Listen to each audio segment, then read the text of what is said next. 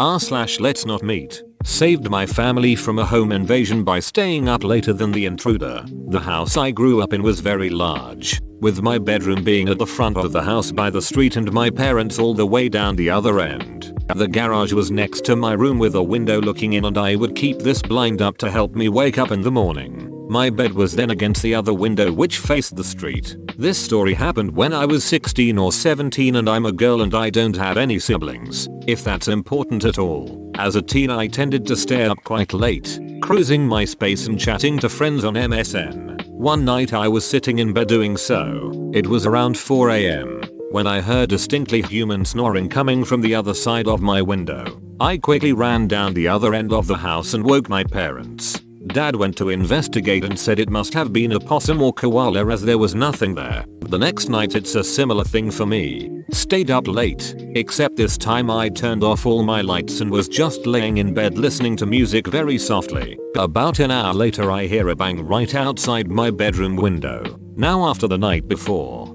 Dad was grumpy enough at me for waking him. I lay there for a few seconds longer contemplating what to do, as I knew he'd be angry at being woken a second night in a row before I said duck it and legged it down to my parents' room. Dad wasn't having a bar of it this time, so mum said she'd walk me back to my room. Upon getting to my room, the light in the garage was now on. Remember, I keep this blind up, and I swore to mum that it was off before. She went and got Dad, who went to investigate and found the roller door up. As he walked towards it, it started closing. He thought the electricals must have been glitching as it was a bit stormy, and we all went back to bed. The next morning mum woke me up to apologize. Someone had smashed our car window open and stolen the roller door remote. We never kept the house door on the other side of the roller door locked, and they shut the roller on Dad so they could get away. I always think about had I stayed in my room any longer and heard the door going up and seen the person walk past my window, what I would have done, as there was no way I'd be able to get to my parents' room in time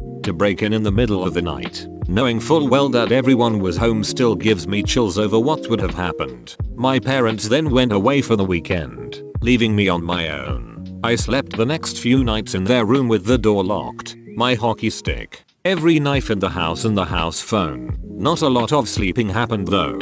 TLDR. Stopped a home invasion by staying up so late the person casing my house fell asleep and started snoring. It wasn't a cat. A bit of a preface here. I was around 10-11 years old when this happened. Old enough to stay home alone, but not old enough to recognize some red flags. I attended camp over the summer. The typical 8-3 routine. My house sits close to the end of my street, which forms a U, but for some reason the bus driver would never drop me off at my house. I would always get dropped off at the end of my street, where I would toddle myself along back home. Both my parents worked late hours, sometimes not getting home until 8 PM, and it would be very expensive to hire a babysitter for 4-5 hours a day, 5 days a week. So, starting 6th grade, when the bus dropped me off at home I would be by myself. I'd do the usual middle school routine, play games online and watch TV. Occasionally my neighbor's cat would come into my backyard, and I would feed and pet her as a way to get outside. The only computer in the house was in my dad's work room, which has a window overlooking the deck, and a window overlooking the side of the house. We have large bay windows in the living room, dining room, and kitchen of my house, and since we sit on a hill, you can pretty much see the entire backyard from a nice vantage point. So most days when I got home, I'd toss off my backpack and go right to that room, and you could see me walk from my front door and pop up by the computer from outside. Unfortunately, this would lead to something that I had forgotten about up until now. When I got off the bus, I did as expected, go into my dad's workroom and play computer games. About 30 minutes into this, I can hear faint meowing coming from the outside window. I pause the game and look outside, thinking maybe my neighbor's cat had wandered over. Nothing. I just sat back down and resumed playing, only to hear the meowing again. It was quiet, but noticeable. And so I checked the other window. Nothing again. This routine happened for a good 10 minutes, and eventually I got frustrated and went into the living room to watch TV. Not even 2 minutes later, meowing from the window I was sitting right beside. Now I was confused and a little creeped out, so I shut the blinds and kept trying to watch TV. The meows continued, but only when they came from the window right behind me did I jump and leave the living room. Officially skeeved, I went into my bedroom, where the blinds were down but still cracked for some sunlight. I tried to read a book, only to hear a meow come from outside my bedroom window. This was enough to make me call my dad, concerned that maybe the cat was hurt, but I couldn't see it to be sure. He said he would have the neighbor come check it out and call me back later. 10 minutes go by, and I get a call from my dad saying he was coming home from work. Nothing urgent in his voice, just that his job had gotten cancelled and he could come home early. I thought nothing of it, and when he got home did I realize the cat noises had stopped. Fast forward to the present and I asked my dad about the strange incident, thinking it was funny the cat had followed me around. What he told me next made my blood run cold. After I called him, my neighbor did indeed come to check on the house. What he found were large footprints, leading in circles all around the house, clustered close to the walls so that even if I looked outside, I wouldn't see anything. Someone had been stalking me through my house, seeing where I was through the windows, and making cat noises to try and get me to come outside. They must have known I was home alone, since it was easy to see me walk by myself down the street and let myself in. My neighbor immediately called my dad and searched the property, but found no one. The police weren't called, since there was nothing but footprints that led off into the woods and got lost, and I never saw anyone. My dad stayed home with me for the rest of the week. It sickens me to know that there are people who would use these tactics to try and lure kids out of their homes, and from there, do whatever they wanted with them. TLDR, unknown individual stalks 10-year-old me outside my home and uses cat noises to try and make me come outside so he can abduct me.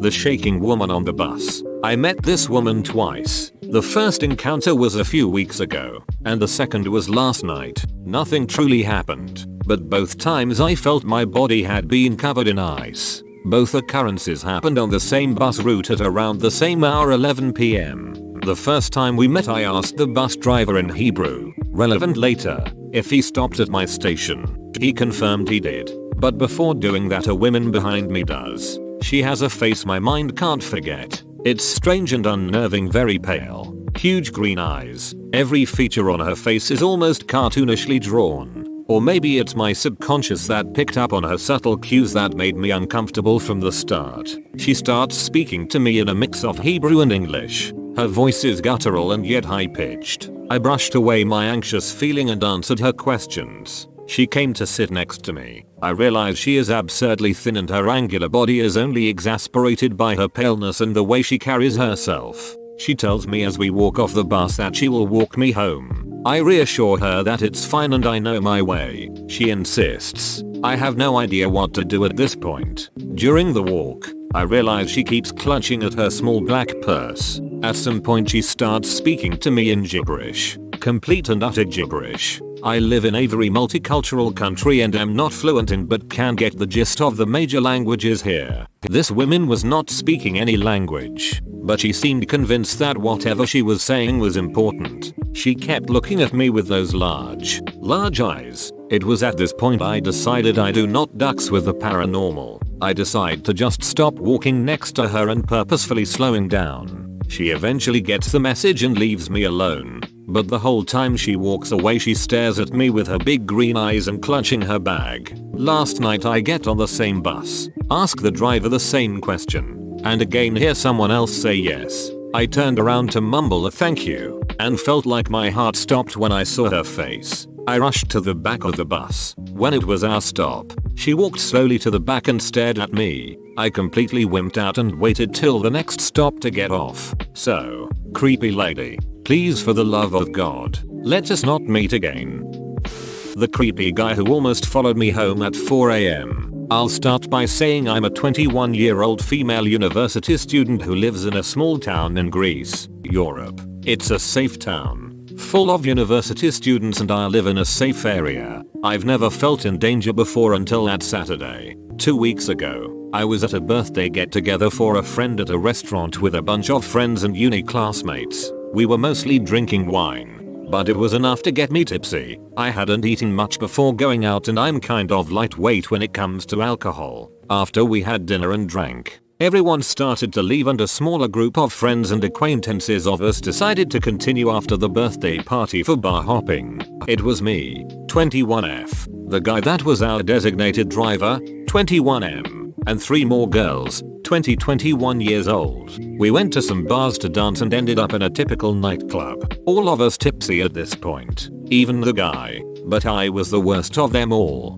getting really dizzy after having more and stronger drinks. After dancing for a couple of hours, and the drunken feeling only got worse, I decided to go home. Not really the type of person who wants to vomit in club bathrooms. Besides, I wasn't too familiar with these people to have myself be seen like that. I told them that I was heading home, and they suggested to walk me home. But my house is half an hour away from where the club was and I didn't want to make anyone walk all the way there and back, since they weren't going to stop partying, and the designated driver didn't seem well enough to drive. I could feel that I wasn't exactly walking straight, but I had a sense of my surroundings and I knew the road like the back of my hand. It was 3-4 AM on a Sunday morning, so there were people still outside returning home from bars. Plus I live in a small city in Greece where nothing ever happens and I've never felt in danger before, and I return home on my own at this state often. I was around 15 minutes away from my house, walking past a kebab place that was open 24/7, when I had a guy yell, "Hey you, sweetheart, don't go, I just want to talk." Since I was the only female walking on this road at this hour, I realized he was talking to me. I tried to take a quick look behind me and saw a tall guy in an Adidas tracksuit and a hood over his head walk quickly after me. I felt an adrenaline rush and I began to walk fast. I tried to get past my drunken state and think clearly. My house was in a dark area and I had to walk through a dark corner behind a grocery store to get there. I'm a sucker for true crime and horror movies, and this felt like a real horror story coming to life. I heard him yell at me to stop one more time and that he only wanted to talk to me, but I didn't stop. I took my cell phone out from my jacket and pretended to be on the phone. The only people awake I could talk to were the ones in the club, who wouldn't be able to hear their cell phones through the music anyway. 5-10 minutes later, I stopped hearing his footsteps, so I put my phone back in my pocket and slowed down, letting my guard down. He probably got bored and left, or so I had thought.